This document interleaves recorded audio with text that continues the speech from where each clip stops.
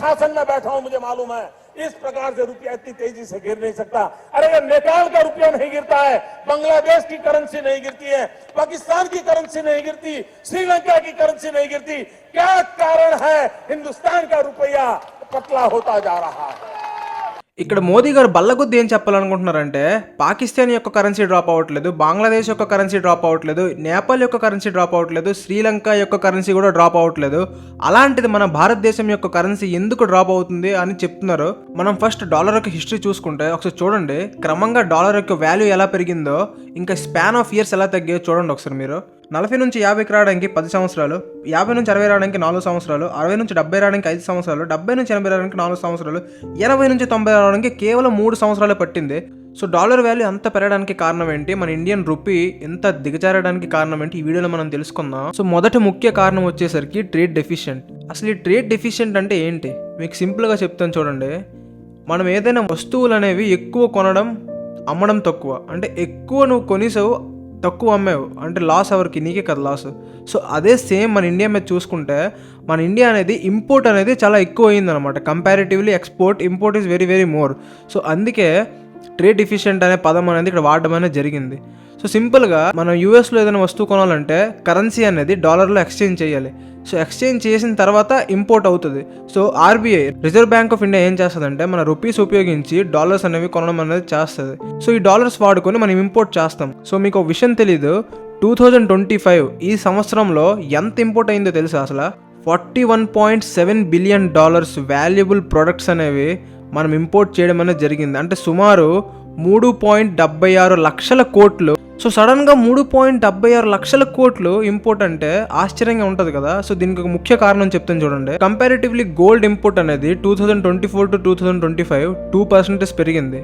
ఎందుకంటారా, November ఇంకా October మనకు తెలిసిందే కదా దివాళీ మంత్. సో ఈ దివాళీ మంత్లో వీళ్ళు ఏం చేశారంటే ఇన్వెస్టర్స్ గోల్డ్లో ఇన్వెస్ట్ చేశారు. వీళ్ళు ఎంత ఇన్వెస్ట్ చేశారంటే 1.43 లక్షల కోట్లు గోల్డ్ మీద ఇన్వెస్ట్ చేశారు. సో ఈ గోల్డ్ అనేది అమెరికా నుంచి ఇంపోర్ట్ అయిన గోల్డ్. సో ఇది కూడా చాలా మేజర్ ఎఫెక్ట్ అని చెప్పుకోవచ్చు మనం. రెండో ముఖ్య కారణం వచ్చేసరికి FII అంటే ఫారెన్ ఇన్స్టిట్యూషనల్ ఇన్వెస్టర్స్. వీళ్ళు ఏం చేశారంటే మన ఇండియన్ స్టాక్స్ నుంచి అమౌంట్ తీసి బయట దేశాల్లో కొనడం మొదలు పెట్టారు. సో డిసెంబర్ నెల వచ్చేసరికి వీళ్ళు ఎంత బయటకు తీసారో తెలుసా? 2 లక్షల కోట్లు బయటకి తీశారు స్టాక్ మార్కెట్ నుంచి. సో మూడో కారణం వచ్చేసరికి NRI, non residence Indians. India నుంచి అమెరికాలో సెటిల్ అయిన వాళ్ళకి నాన్ రెసిడెన్స్ ఇండియన్స్ అంటాం. వీళ్ళు ఏం చేస్తారంటే సో ఇండియాలో ఉన్న ఫ్యామిలీస్ కోసం ప్రతి సంవత్సరం మన ఇండియా బ్యాంక్స్లో వీళ్ళు అమౌంట్ అనేది డిపాజిట్ చేసుకుని ఉంచుకుంటారు. సో ఇది కూడా చాలా డిక్రీజ్ అయింది. సో 2024లో ఈ నాన్ రెసిడెన్స్ ఇండియన్స్ ఎంత డిపాజిట్ చేశారు తెలుసా? 52,000 కోట్లు డిపాజిట్ చేయడం అనేది జరిగింది 2024లో. కానీ ఈ సంవత్సరం 2025లో 42,000 కోట్లు వీళ్ళు డిపాజిట్ చేయడం అనేది జరిగింది. అంటే ఇక్కడ చూడండి 10,000 కోట్లు ఇక్కడ లాస్, అంటే 10,000 కోట్లు తగ్గింది. సో ఇది కూడా ఒక మేజర్ కారణం అని చెప్పుకోవచ్చు మనం. ఇంకో ముఖ్య కారణం వచ్చేసరికి యుఎస్ ఇంకా ఇండియా ట్రేడ్ డీల్. యుఎస్ ఇంకా ఇండియా ట్రేడ్ డీల్ అనేది ఇంకా ల్యాగ్ అవుతుంది. ఇప్పటి వరకు ఈ డీల్ అనేది ఖచ్చితంగా ఇంకా పూర్తి అవ్వలేదు. ఇంకో ముఖ్య కారణం వచ్చేసరికి స్ట్రాంగ్ డాలర్. దీని మీనింగ్ ఏంటో తెలుసా? మన ఇండియాలో రిజర్వ్ బ్యాంక్ ఆఫ్ ఇండియా ఎలాగ ఉంటుందో అక్కడ అమెరికాలో కూడా ఫెడరల్ బ్యాంక్ ఆఫ్ అమెరికా అనేది ఉంటుంది. సో ఈ రెండింటికి డిఫరెన్స్ ఏంటంటే మనం ఇప్పుడు చూడండి 1 లక్ష రూపాయలు మనం డిపాజిట్ చేస్తే దానికి ఇంట్రెస్ట్ అమౌంట్ అనేది ఎంతో మీకు తెలుసు. సుమారు దానికి ఇంట్రెస్ట్ అమౌంట్ 1000 అవ్వచ్చు. సో అదే మీరు ఆ 1 lakh అనేది మీరు డాలర్స్లో ఎక్స్చేంజ్ చేసి అక్కడ అమెరికాలో మీరు డిపాజిట్ చేసుకుంటే ఫెడరల్ బ్యాంక్లో, సో దాని యొక్క ఇంట్రెస్ట్ రేట్ అనేది ఎక్కువ. సో ఇంట్రెస్ట్ రేట్ అక్కడ ఎక్కువ అవడం వల్ల వీళ్ళు ఏం చేస్తున్నారంటే పెద్ద పెద్ద ఇన్వెస్టర్స్ ఉంటారు కదా. సో ఇన్వెస్టర్స్ అనేవాళ్ళు మన భారతదేశంలో ఇన్వెస్ట్ చేయడం మానేసి అక్కడ ఇన్వెస్ట్మెంట్ చేసుకుంటున్నారు. ఫెడరల్ బ్యాంక్లో వాళ్ళు ఇన్వెస్ట్మెంట్ చేసుకుంటున్నారు. ఫెడరల్ బ్యాంక్లో హై ఇన్వెస్ట్మెంట్ అవ్వడం వల్ల కూడా డాలర్ వాల్యూ అనేది పెరిగింది. సో దీనివల్ల మనం ప్రాబ్లమ్స్ ఏం ఫేస్ చేస్తామంటే మన ఇంపోర్ట్ ధరలు అనేవి చాలా పెరుగుతాయి. సో అమెరికా వెళ్ళి పై చదువులు కంప్లీట్ చేయాల్సిన వాళ్ళకి ఇది చాలా చాలా డిప్రిషియేటింగ్ అనొచ్చు. ఎందుకంటే 8 లక్షలతో తేలాల్సింది 10 లక్షలు అవుతుంది, 10 లక్షలతో తేలాల్సింది 12 లక్షలు అవుతుంది. సో ఇలా కూడా చూసుకుంటే మనం ఒక మేజర్ ప్రాబ్లం అనేది ఫేస్ చేస్తాం. ఇంకో మెయిన్ ప్రాబ్లం వచ్చేసరికి మన ఆయిల్, పెట్రోల్, డీజిల్ ఇంకా ఎలక్ట్రానిక్ ఐటమ్స్. సో ఇలాంటివి ఎన్నో ముఖ్యమైన ఐటమ్స్ యొక్క కాస్ట్ అనేది ఇంక్రీజ్ అవ్వచ్చు.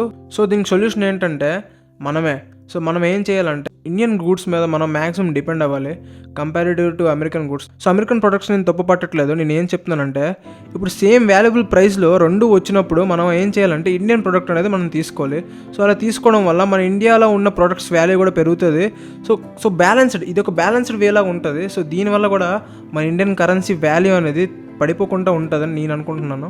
సో ఇక్కడ మన ఆర్బీఐకి కూడా మనం తప్పు పడడానికి లేదు, ఎందుకంటే ఆర్బీఐలో ఆల్రెడీ $700 బిలియన్ ఉన్నాయి.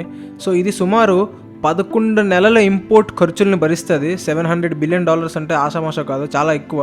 సో 11 నెలల ఇంపోర్ట్ ధరలు అనేవి ఇది భరిస్తుంది కాబట్టి సో మళ్ళీ మన డాలర్ 86 ఇంకా 84కి వెళ్ళొచ్చు అని చెప్తున్నారు.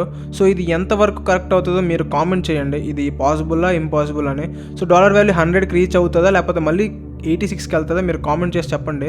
మీ అభిప్రాయం ఏంటో కామెంట్ చేయండి ఖచ్చితంగా. సో అలానే మీరు కూడా సబ్స్క్రైబ్ చేసుకుంటే ముందుకి నా కంటెంట్ వాల్యూ కూడా పెరుగుతుంది. ఇంకా మీకు మంచి కంటెంట్ ఇవ్వడానికి నేను ట్రై చేస్తాను మ్యాక్సిమం. సో సపోర్ట్ చేస్తూ ఉండండి guys. So that's it for today. Bye bye, టాటా, మళ్ళీ కలుద్దాం.